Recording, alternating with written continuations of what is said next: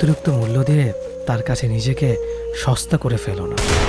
নিজের মূল্যটা ধরে রাখার জন্য হলেও কখনো কখনো হওয়া খুব দরকার, কারণ সবাই অতিরিক্ত মূল্য পাওয়া মর্যাদা বোঝে না। ভালো থাকতে হলে মাঝে মধ্যে একটু নিষ্ঠুর হতে হয়। যে তোমার বিশ্বাস ভেঙেছে তাকে তুমি ধন্যবাদ দাও, কারণ সে তোমার চোখে আঙুল দিয়ে দেখিয়ে দিয়েছে সবাই বিশ্বাসের যোগ্য না। স্বার্থপর মানুষগুলো সফল হতে পারলেও সুখী হয়। বুঝতে শিখুন কে সময় নিয়ে আপনার সাথে কথা বলে, আর কে সময় পেলে আপনার সাথে কথা বলে।